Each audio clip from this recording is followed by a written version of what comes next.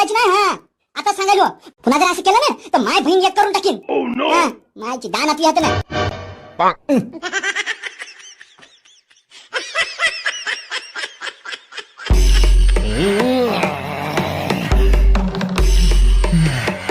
कौशे, कौशे, काय आहे वा?